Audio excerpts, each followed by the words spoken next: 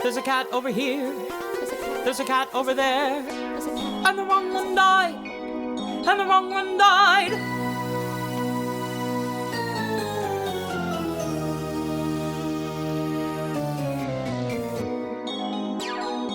Welcome to The Wrong Cat Died, the podcast breakdown of the catastrophe. I'm your host, Mike Abrams, and today we have another very fun episode. My guests today are extremely knowledgeable in the theater world. They're the co-hosts of Broadway World and the Broadway Podcast Network's Next Year Subyear and Broken Records. They are also hosting a show called Cast-Offs at Club Cumming every Monday and Wednesday in New York, featuring some previous Grizabellas. So Ben Rimalower and Daniel Nolen, welcome to The Wrong Cat Died, and thank you for joining me. We are so happy to be here. Meow. Meow. They can't see me, but I'm licking and grooming myself in the Zoom. You're doing the practice for the show, which is what they called felinity school in cats. Ooh. Miss Nolan's felinity school for girls. Well, I want to talk about cast-offs, but before we do, this is a cats podcast, so we got to set the record straight. It's cats off tonight. Exactly. Cats off. Honey. I want to hear about your experiences with the show. So, when did you first see it? I'm assuming you both have seen it at least once. Tell me a little bit about your history. At least. Well, I was living in LA when the show opened, but my mom bought the double LP of the Broadway cast recording with Ms. Betty Buckley and the rest of the gang. And it was one of the few albums that, I could probably count on my hands and feet all the records my mother ever played for us when we were kids, maybe just my hands. But Cats was one of them. And it was, I guess, 1985 when the national tour came to LA to the Schubert Theater with Kim Criswell as Grizabella. And they took us, and my sister and I both fell asleep. Never made it to hear Memory sung. We were just carried out of the theater after the curtain call. And for years, we would be like, I want to see Les Mis. I want to see Phantom. And they were like, I'm not spending $300. You've slept through Cats. Which is so not fair. Cats, so not fair. Cats is not the first show to take a kid to. Well, true. Although the thing is actually so I spent years actually kind of making jokes about Cats. When I moved to the city in 98, it was still, the original production was still running. Actually, my friends and I one night tried to second act it because we wanted to hear Liz Calloway sing Memory. And Usher chased us out. We did not get away with it. It was crazy. God. We went running all the way down to 7th Avenue. But it was a big joke, there's that line in the play Jeffrey, Cats now and forget about it. And, it was always just the easiest punchline was Cats. All the sitcoms in the 90s. Totally. And then when the British pop opera phase was over and we had the producers on Broadway, and it was all about American musical comedy, September 11th, George Bush, rah! It was not about those British pop operas, and Cats just seemed like the lamest, cheesiest of the whole group. And then when the revival was opening in, I don't know, what 16, is that, 2016. Yeah. Recent, yeah. You would know. I got tickets only because my friend, rest in peace, the late, great, brilliant playwright David Bell, David wanted to go, and I knew I could get press tickets. And I really went just as a joke. I was I'm probably going to fall asleep again, David. I had the best time of my life. I did not realize Cats is a musical comedy song and dance review. It is. I thought it was going to be Jekyll and Hyde. It is not. It is a laugh and a half. I loved it so much. The only thing I didn't like was I thought the Grizabella was hideous. Not hit. She was beautiful. Was it? Leona Lewis. Yeah. Beautiful to look at. But beautiful gowns. The worst acting I've seen on Broadway since Ricky Martin and Evita. And that says a lot. And so I was, but I loved the show. And then when she left, and now I can't remember the name of the actress that replaced Mimi Paris. I saw a clip of her and I was like, oh, she's good. And I was like, I can't believe I'm saying this, but I got to go back. And so I went back again to see it, loved it again, loved Mimi. She held that high note in memory longer than anybody ever held anything in their life. And then I was trying to have sex with this kid from Argentina who had never seen a Broadway show. And I was like, well, I could, not a kid, but the part I shouldn't make, he was like, 28 or something, but, a kid to me. And he was like, I was like, what do you want to see? And he was like, Cats. And I was like, done and done. Wait, so this is the third time you're going now? So I went to see the revival a third time and I loved it all over again. I mean, absolutely loved it, soup to nuts. I mean, not to spill your personal tea, Benji, but I have to say this seems like a trend. I mean, last week, didn't you see another musical for the second time because some visiting 20-something wanted to see a show and you could get press tickets? Wait, what was that? When you took MJ. But that was different. MJ, I went in knowing what I was getting into. I mean, MJ I actually liked more when I saw it the first time than when I went back again. I almost wish I hadn't gone back again. And that was a weird situation. I thought you were talking about with Miss Saigon, but that wasn't to get laid. That was to take my cousin Linda from Long Island. Oh. But both cases, Cats and Miss Saigon, there were these pop operas that I'd been taking a dump on for decades. And now I went back and I was like, this show's great. I love it. I love everything about this story. So how old were you when you saw it as a kid, when you fell asleep? In 1985, I was either 8 or 9. Okay. We can get into this debate now. I have gripes with children that age seeing the show. Different than your child that you brought in 2018 or 17 that you're just calling a child. The adult man child that I was trying to have sex with. But a child, I mean, when you break down the plot, and I've spent a lot of time thinking about this, there is a sexual abuse scene, there is an orgy, there is a lot to this show that an 8-year-old should not be watching. I've seen the show 4 times. I did not know there was rape or an orgy anywhere in the story. So the ball is an orgy. I had no idea. The ball's an orgy? The ball's an orgy. Wait, are you like queering the narrative or is that actually the plot? My knowledge is based off conversations with a lot of people who have been in it and have validated the rumor mill on the internet. Who've been in it? Well, I mean, wasn't T.S. Eliot like a closeted homosexual? That doesn't mean it was all about an orgy. Well, no, but I'm just saying, like, secret subtext. Secret secrets. Demeter's character, who sings McCavity's song, is one of the known... Great fucking song. And a great known things. Yeah, a great gay pun, too. McCavity, like sexually abused by McCavity. Truth of the show. Oh, that makes sense. Now that I think about, like, the choreography and when he, like, grabs her and claws her, like that symbolism makes sense to me now. Yeah, I guess because they were cats, I didn't take it to that, but really that is what happens. And the white cat, so Victoria's dance, is her coming of age, which is supposed to be her virginity. Oh, well, the movie ruined the white cat for me. I mean, the movie ruined all the cats for me, frankly, but especially the white one. That movie, I have to say, was the last movie I saw in theaters before COVID hit. So it was like really left a bad taste in my mouth. Yeah, I think the movie is responsible for the pandemic. I mean, yeah, it can't. The world turned when everyone saw it, for sure. Yeah. Okay, so the 2 years of shutdown with coronavirus went by faster than the 90 minutes I spent at the movie of Cats. Okay, I love you had a struggling history with it growing up. It potentially ruined some of the other shows you could have saw with your family, but then 2016 and beyond, you're a fan. And I will say, Mamie's version is insane of Grizabella. And I did also see Leona Lewis as a preview, and it was an experience. So that's all I'm going to say about that. All right, Daniel, your turn. I mean, she has a great voice. She has a great voice, and she's a beautiful woman. I mean, I'm not trashing everything about her. I mean, her song "Bleeding Love" had an iron grip on me in 2007. Oh, this is good to know. Yeah, it's a great song. Beautiful gowns. Well, my experience with Cats was also as a kid, but I was I want to say I was a little older. I was in 4th grade, I think. How old would that be? Like 11? To me, it's teenagers and above. You know, if you were 15 or 16, you might have got some of the innuendos.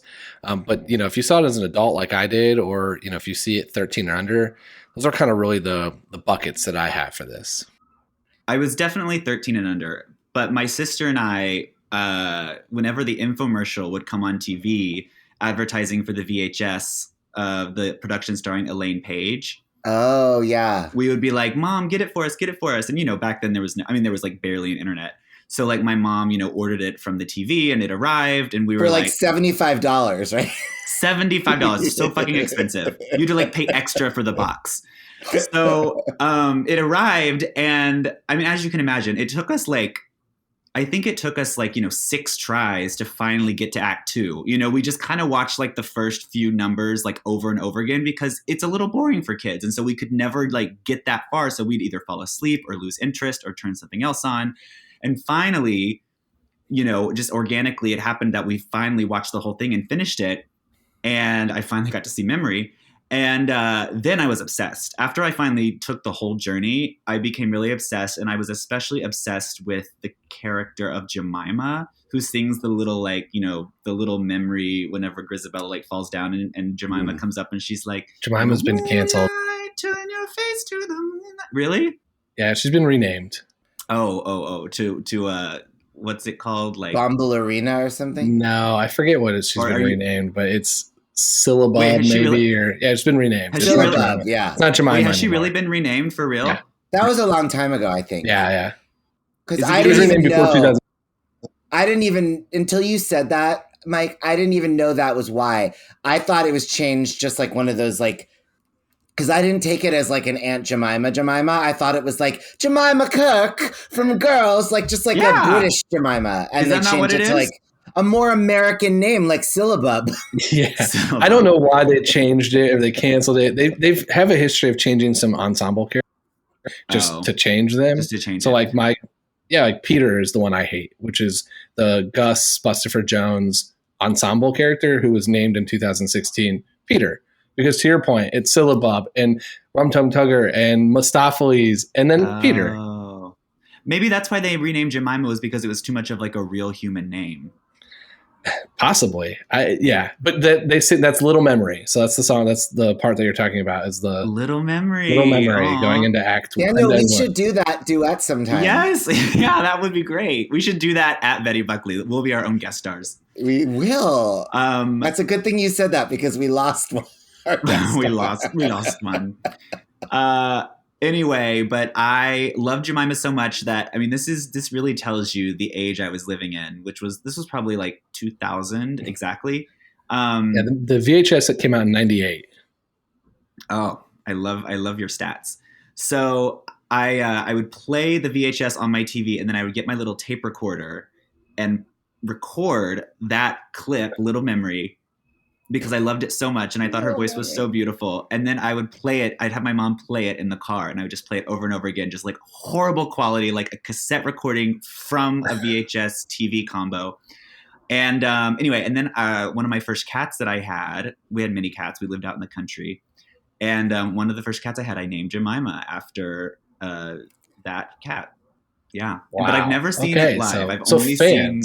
Yeah, I mean, I've only seen it on VHS, though. I did not see the revival, unfortunately. I did see the movie, unfortunately. Okay, so never live. It's touring right now, so you've got some time. We do. My sister and her husband saw it in Arkansas when it was touring through there. It was actually touring for my family in Indiana. My mom found the ticket. It was supposed to be there April of 2020, and so it did not make it because of the pandemic. But it was like a stop or two away from making it there. So close. We'll go on. It's 40 years in production.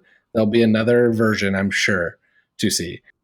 Love that you've seen the VHS. A lot of the guests I've had have burned through the VHSs. Like they watched it so many times, ruined. And it's pretty much excluding 2019's debacle, the one that people can reference. It's like the one version you can find. So it's actually after I saw live twice when I was starting to prepare for this podcast, I did watch that version. I found it, downloaded it on an iPad and watched it on a plane. And let me tell you, the looks that you get sitting on a plane watching Cats on an iPad is quite an experience. I love that that's like you infomercialed it. You took a type of recording device to record it on a cassette tape and then played it in the car. Yeah, I mean, times was hard. Blast from a past. But that's a throwback right there in every sense of the. Totally. And I mean, I just remember they were really hanging their hat on Elaine Paige. Like that was like the big, they were like starring Elaine Paige, on like Channel 4 in Tecumseh, Oklahoma. I was like, great, whoever she is. But eventually that belt won me over. That's what Patti LuPone said too. I love it. Okay. That's all she said. I want to pivot to cast-offs because I want to hear a little bit about, I read a little bit about what you're doing, but tell me a little bit about what you're doing, how it's working, and then for anybody that's in New York, like how they can come. And then I want to play some of the games from it. A little I know about anything not Cats related. Well, we have had our podcast on Broadway Podcast Network for a few years now, called Broken Records. And that podcast evolved over the course of the pandemic in different ways. And one of the things we did was launch the live stream, which we're not doing anymore. But we had a weekly live stream called Next Year, Some Year, and which was honestly mostly just a way for me and Daniel to hang out when we were really in social distancing mode. But we made a lot of friends around the world on BPN and Broadway World when we were doing it. And that's where we developed some of the games. And then Daniel had the brilliant idea to to launch a live stage version basically of the live stream. And it was actually perfect for us because we had already we had gotten a booking to do a live recording of Broken Records in Provincetown the summer of 2020 that was canceled when those venues were closed and moved to 2021. And so we decided instead of doing a live podcast recording in front of an audience, we would do that as like a tryout for what we were planning to start at Club Cumming in the fall. So that is what we're doing, calling it Cast-Offs. And it's every, this can be, by the time this comes out, people will know that it's been Wednesdays, but it's going to be Mondays at 8 p.m. every week at Club Cumming in the East Village. And it's free. And just in the honor of Patti LuPone's Stop Taking Pictures speech at Gypsy, where she said that she and the rest of the company appreciate the people in the audience who followed the rules. We, since the days of our live stream, have a segment called Appreciation Station, where we pay tribute to great artists and things that we love, usually in musical theater adjacent. And so every week of our show Cast-Offs, we do appreciate someone or something. And we've recently had a series of guest stars come and help us pay tribute to those that we're appreciating by singing a song associated with them. And we've got some great ones coming up, including, as we discussed, the original Tony-winning star of Cats, Ms. Betty Lynn Buckley, the greatest Grizabella that ever walked the earth. We'll be appreciating her on Monday, March 14th, and we will have a very special guest there to help us pay tribute. That's right. Leona Lewis, or possibly me and Daniel singing the duet version of Memory. It's Leona Lewis. It's definitely Leona Lewis. Can you imagine? Oh my God. Leona. First of all, don't listen to the Wrong Cat Died podcast. Thank you. We're going to take a quick break, and then we'll be back for more of The Wrong Cat Died. I think that's really cool, and I think you also did Lewis White, right? You've appreciated. That's right. We did. We just did And Grisabella's. yes, we're also doing Laurie Beachman, right? Yes, that's right. Fabulous Grizabella. Though a great Grizabella that one of my regrets. I mean, I never saw Patty in Evita, and I never saw Barbara in Funny Girl, and I never saw Laurie Beachman in Cats. Well, I love it. So it is some fun games. People that are in New York can come free, which is great. So it's can show up, and I'm sure we'll link all the stuff too in the episode description Tell me about one of the games, and which game are we going to try to play? Well, it is called cast-offs because like a bake-off, except instead of sharing baked goods, we're sharing casting ideas. All of our games are sort of related to like Broadway casting. And probably the most popular game we have that we've been playing for years, even before the podcast, is a game we made up called Dolly Concert Kill. And I think we could actually play a special version for you, which we could be Grizabella Concert Kill. Yes. And so that's great. We'll pick 3 names. Maybe we could even, each one of the 3 of us could suggest a name. And then each one of us has to choose for themselves which one of the 3 they want to see as Grizabella, which one they want to see in concert, and which one they want to send to the Heaviside Layer. That's what it is. Heaviside Layer. It's Grizabella Concert Heaviside Layer. Love it. I love it. Although Grizabella goes to the Heaviside Layer, but you get the gist. Right. I love it. Well, it's nicer because it seems like that's what they all want to do, you know? Yeah, and that's we'll get there because that's kind of going to be how we end this podcast is Grizabella that right choice? But okay, I like the game. So who wants to throw out the first name? Well, I mean, I think, we just said them, right? Do we want to go Lilius, Betty Buckley, and Laurie Beachman? Too soon. Too soon. I mean, you're always going to come up against someone who's already in that house. I don't know. I feel like Mike might not be familiar with Laurie Beachman. I know we could do she was Grizabella, and that's about it. Well, that's enough. We could do right? Lilius, Betty Buckley, and Elaine Paige. Oh yeah. Okay. They're all still on that great international star, Elaine Paige. Okay.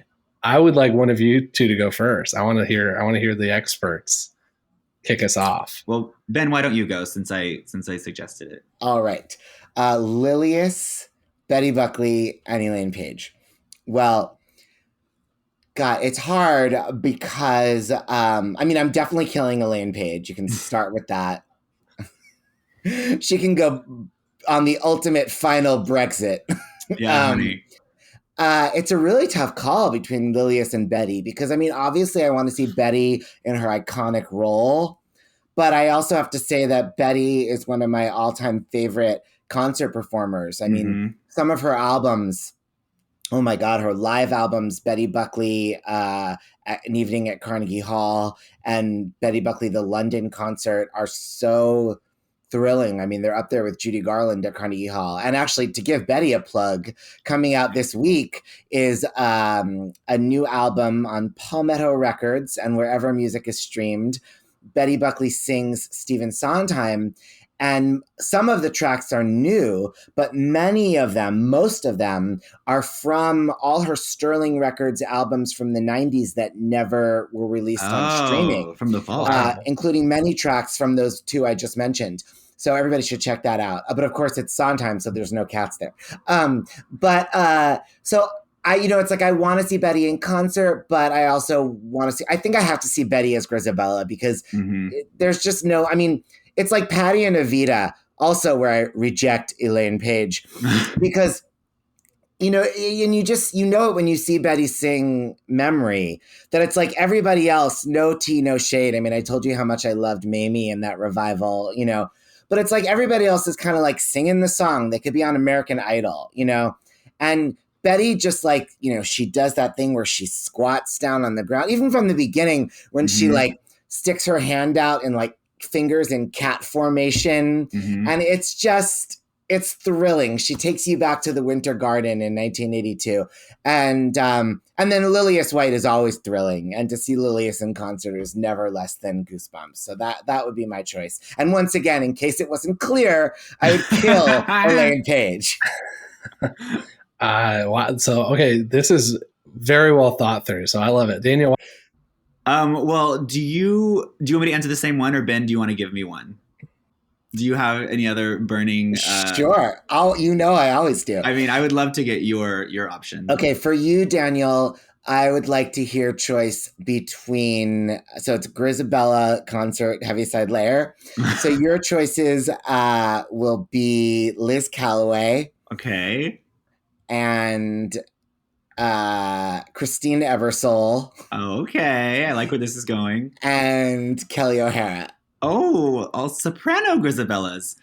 Well, or mixy Grizabellas. Or the Mixabellas. The meow mixabellas.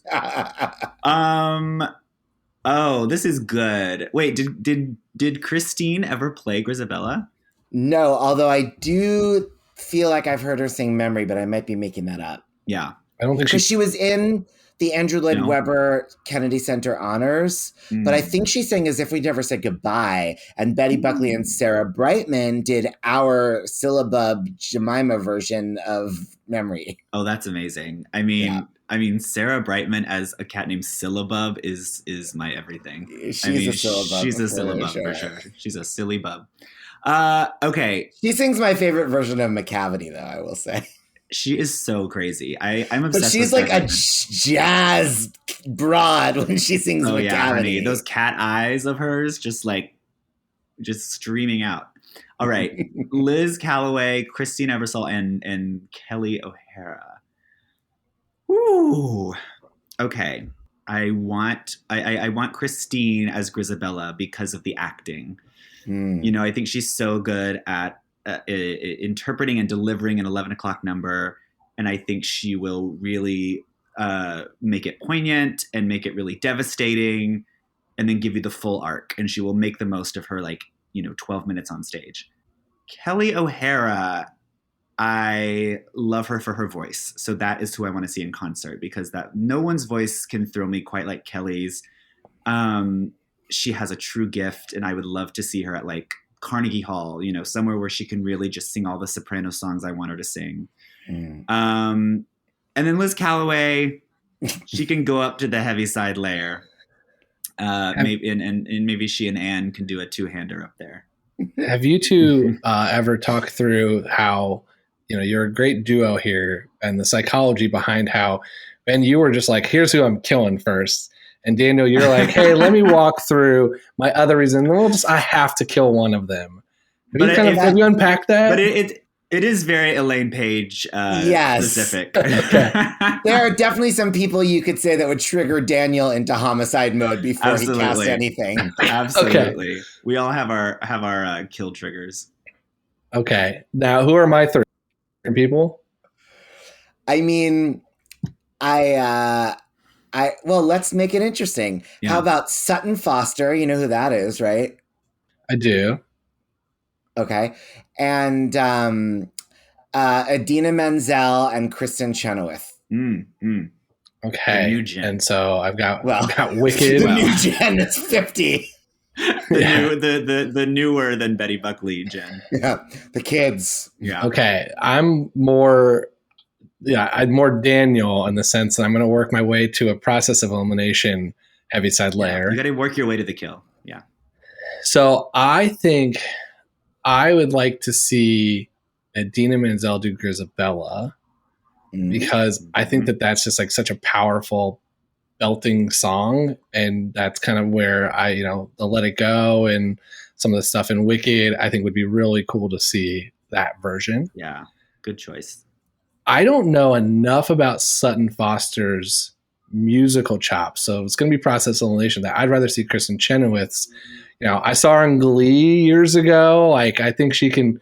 I know a little bit from that. I think that's the concert I want to see. And then Sutton Foster is just process elimination. She's going to get on the tire and she's going to go up to the Heaviside Layer. Yep. That works. I think those are the good choices. Yeah. Okay. Let's switch gears here, and you're going to play a little bit of my game now, where we're going to do a couple cats rapid fire questions before we debate this important question. So my first question for both of you two is, if you were in the show, if you were a cat, which track would you want to perform? I mean, I would want to perform, I know who Ben would want to perform, and that's who I want him to perform. Thank you, darling. I would want to perform Monkey Strap. Is he the main little leader cat? Yeah. The narrator. Because he doesn't have to do a lot of heavy dancing. I would never want to be Rum Tum Tugger or Mistopheles or the Railway Cat, because they have like really dance heavy songs. Yeah, they have F that. I would do Monkey Strap, and I would have some things in my contract saying that like I can move but not dance. But I would change, as to gay it up a bit, even more than T.S. Eliot already did. I would change my name to Jockey Strap. I mean, I don't know if you need to. Monkey Strap already sounds like gay fetish gear. I mean, so many of these names do. I mean, if you think about it, they all sound like gay slang, like Rum Tum Tugger, Rumple Teaser, hello, yes. Griddlebone, Griddlebone. You're killing me. I mean, it's like, give my Griddlebone a Rum Tum Tugger till I Bustafer Jones in your cavity. Stop it. Oh my God. The crazy thing is the gayest one is Skimbleshanks the Railway Cat, but those are gay names. You are right. Isn't it Mistopheles?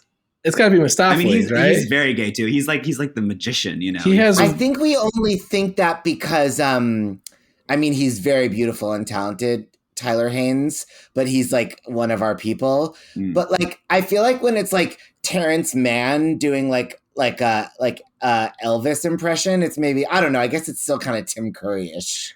I will tell you, Tugger is as a duo is the majority of the fan fiction that's out there, and it is all very erotic fan fiction. But I think Rum Tum Tugger, Old Deuteronomy situation. Yeah, Mistopheles, I think, is because in the VHS he dances with a rainbow like flag, or like he has a rainbow part of his dance, and so I think that's kind of what of the But the cats are fluid. There's no genders. There's no like cats at the end of the day. But also, when Cats opened in 1982, it was before the homosexuals had pervertized the innocent rainbow flag. Yes, it still just meant rainbows. But the movie was 98. And so that's when I don't think it's in the stage production. I think they added it for the movie. They crossed a street to make that show disgusting. Yeah. But the movie also has some like fake lightning in his dance that they added in. So, that's the high effects they got in 98. Oh my God. They added some lightning, but they couldn't fucking add shadows on those feet. Oh no, this was the new movie had plenty of other issues in itself. This was the 98. You're talking about that. Well, that's so funny you say that, because after I watched the movie in cinemas, then I went home and watched clips from the 98, and I was like, this is just, even like the camera work, the direction, like this is so much better as a film than that actual movie was. Yeah. Okay. Ben, who are you? Grizabella. Okay. Now I'm going to flip it. If you get to pick for each other. The same, I feel. Yeah, I mean, I would definitely. I think Ben could do Grizabella, not only because he's right for the role, but because it's a very Patti LuPone track. It's like you get to sit backstage for the first half of the show, and then you come out and do like your big number, and then you get to go back to sitting backstage. Yeah. It's like 15 minutes. Well, they offered me the part, but I had just done an Angela Dweber show. I love it. Okay, who is your favorite and least favorite cat? Like, which character love and hate? Oh, good question. Well, my favorite is definitely Grizabella, although I have a very soft spot for, is it Old Deuteronomy that sings the, is it Monkey Strap that sings his song? Like, yes, no, Ohio. Yeah, that's Monkey Strap, right? That's so beautiful. Yeah. Well, look at that. My other favorite was yours, Daniel. But I hate all the boring dancing ones. Like, what's the little ones? It was like those little like Mungo Jerry and Rumple Teaser. Mungo Jerry and Rumple Teaser, more like cut. Yeah. I don't know. Like I it's hard for me because I want to say Grizabella, but I mean, I guess Grizabella just because she has the big like money song. But I also really love like Gus the Theater Cat. Like I love all the old cats, who's the one who's like the older lady cat who's like Jenny Any Dots. Oh, I like her too because she's enjoyable. She likes to sit just like I do. Same. But I love Gus the Theater Cat just because I feel like an old theater queen is always my people, But I kind of feel like without having like reality cam footage of 1985, I probably fell asleep during Gus the Theater Cat, like full Oh, disclosure, you know? definitely. You definitely were out cold during that part. Unless you might have saw the pirate scene though. Like if you saw that whole piece. No, I was not one of these kids that was like, "Oh, cool! Will there be pirates?" Fair. Okay. Daniel, who's your least favorite? Oh, I mean, Elaine Paige. Elaine Paige. No. I guess honestly, like maybe the Rum Tum Tugger. I mean, he's never appealed to me. He's always just been a little too like flashy. Like I don't know. I never quite got in with the Rum Tum Tugger. You might have gotten into him if you saw Tyler Haynes shimmying around in the black leotard. I might have, and I'm available for the videos to be sent to me. Yeah. Anyone who's listening who has footage of Tyler Haynes in those tights. We can ask Tyler if he just has pictures of himself in those or videos of him. He's been a guest. He's been a great guest. Just have him send his whole phone. We'll sort through. I'm like, can you just send me your album? I'll do the sorting. It's no big deal. No need to go curate. I'll have my intern do it. His name is Rumple Teaser. Yeah. Okay. Now we got to ask the $1 million question, and I'm aware that I've spent way more time thinking about this than anyone else, but I do not think Grizabella should be the choice for the Heaviside Layer. I feel like they're going to argue for her. Here, do you think she was the right Jellicle choice for the Heaviside Layer? And if not, who are you going to defend or argue for? What you mean? Isn't the criteria just as being like who most deserves to like have the life? So the plot of Cats is very up for debate, as you are I'm sure. So the criteria, I think, is a very interesting question that we don't really know the answer to because we only have a glimpse into one or and one choice. So I don't know the answer to that. I have my thoughts, but I do think it's who's most deserving or who needs it the most. But I think that this can dictate your answer. So it is a very good first question. Well, she's most deserving because she was a great star who was important in the cat community and has been completely cast aside and treated like crap. I mean, it's just because she's a woman because, Gus the Theater Cat, like he's been cast aside, but he can still like teach and work in summer stock. And he's like in the Actors Fund Zoom with Seth Rudetsky. But Grizabella's just like, people just spit at her in the gutter, So she needs it and she deserves it because she has the best voice.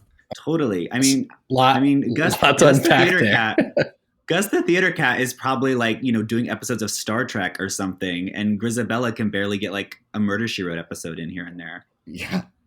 But you're telling Betty. Okay.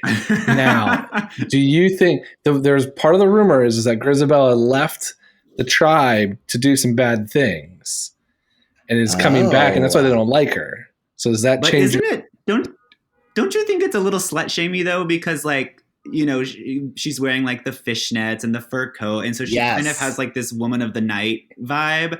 And I feel like that's glamour cat, like a taxi dancer. And I feel like it's very like Handmaid's Tale whenever, she's walking up and they're all like, rare, and they're like outcasting her. They're casting her off, you might say. And Game of Thrones also. Game of Thrones, it's like they're like, blessed be the fruit, like, but like away with you because you embarrass us because of your choices. So I feel like Grizabella went and, was a stripper or whatever. And now she's coming back to be accepted by her home tribe and they are not having it. You know who embarrasses me because of their choices? Enough about Elaine Paige. We moved on. But I don't know. I mean, I don't want to shit on your whole thesis, but I do think Grizabella is deserving because they're making up for how they've treated her. The whole reason I've brought people on is to try to argue for her. I do think but I think there are questions that you have to ask. And I think, Ben, you asked the first one, which is what is criteria? And then I think, Daniel, you asked a really important one too, is what happened when she left that we don't really know. So we don't know what she did. Was she exiled? Was she, sex worker? Like we don't know. We get one glimpse into it. My kind of belief, though, is that if she's coming back and they're going to start accepting her, why are we immediately killing her? Why doesn't she get to spend time with her family? Well, true, but I got the feeling she doesn't have much family. Yeah. But also, it's like maybe they're killing her, but like in the Cats cinematic universe, like that is something that like they're wanting, you know, like that is like the reward. I mean, you know, whether it's a little bit Shirley Jackson, the lottery, you know, where it's like the winner gets literally stoned to death, but like, you know, it is something that they're aspiring to. So maybe it's like a release, like you get to go to like the next life, you know, it's seen as like reincarnation or whatever. Like for them, that might be a positive. It's definitely a reward. I mean, I Mm-hmm. saw Leona Lewis, so I did think it was like the X Factor, and instead of $1 million, you just get killed. So that was how I kind of interpreted the show to begin with. I want to throw a theory for you two, because I think you both will appreciate it. Is one fan rumor, not my fan rumor, is that this is just old Deuteronomy's way as a serial killer to hide his murders. And every year he's killing somebody else. And this is the cover of it, is the cult Jellicle ball. More power to him. I love that. He's like the Charles Manson of the Jellicles. Exactly. That's how I want to die. I want to go painlessly with 100% confidence. I'm going to a better place thinking I won a contest. After having delivered a devastating 11 o'clock number. Yeah. Exactly. You know, it's the showstopper to end. And then, although it doesn't end, as the new movie really hammered home, is that there's a showstopper and you're going to get just like Judi Dench is going to talk to you and break the fourth wall for 5 more minutes to end the movie. Whatever happened with her hand? Wasn't there some big debacle over her human hand? I did see a press viewing, and they clearly rushed production to finish, and they did not finish in time. And that's why there's the whole cut and all these other like rumors that are out there. That's a whole thing. If you, Seth Rogen went way deep on it, that there's supposed to be a cut where they didn't edit out the cat's buttholes. But they didn't finish. And so the first week of the show, if you saw it the very first week, there was a sound guy in the background. If you caught it, there was, her hand was not like, it was just a human hand, something in the frame. So it's like, they just didn't finish in time. So there was a lot of things, but there's so much going on that it was like, I didn't notice most of them, but then I saw the screenshots and it's like, oh, they missed. But like, that is not what's wrong with the movie. I mean, that is exactly right. Things, yeah. I would forgive them a lot more like boom mics in sloppy shots if they were good at storytelling. Right. There was, that's a separate episode for us if we want to get into that. I appreciate you both coming on. I want to hear, how can we, stay in touch with Cast Off, stay in touch with you. Let's shamelessly plug everything here. Well, you can follow us across all social media. Ben Rimalower and Daniel Nolen. He's Nolen with an E. Thank you so much. And I'm Rimalower with an Lauer. I don't know. If you just Google like gay guy Patty LaPone, glasses or something. And then also in addition, Club Cumming is just a good Instagram account to follow to get the information for the show. And, if people forget how to spell Nolen and never had a prayer of Rimalower, hopefully they can do Cumming.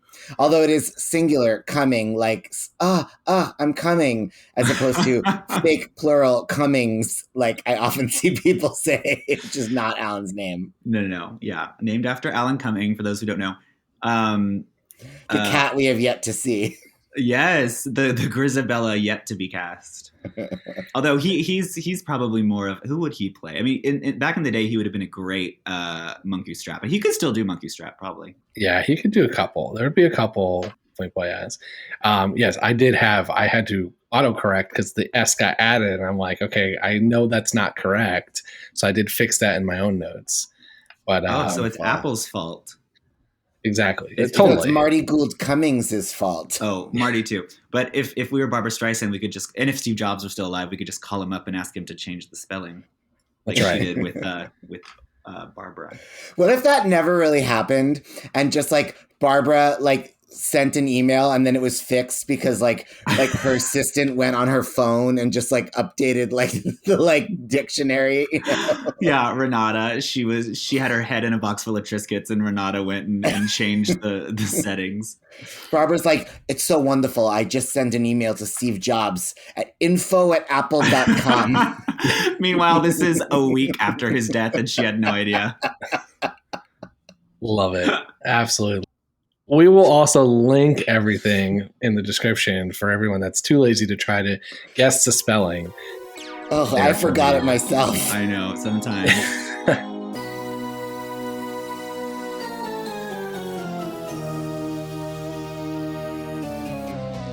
And thanks for listening to this episode of The Wrong Cat Died, the podcast breakdown of the catastrophe. To follow along, you can subscribe on Apple Podcasts, Spotify, Stitcher, or anywhere else you listen to podcasts. Follow us on Twitter and Instagram at The Wrong Cat Died, or check out our website, thewrongcatdied.com.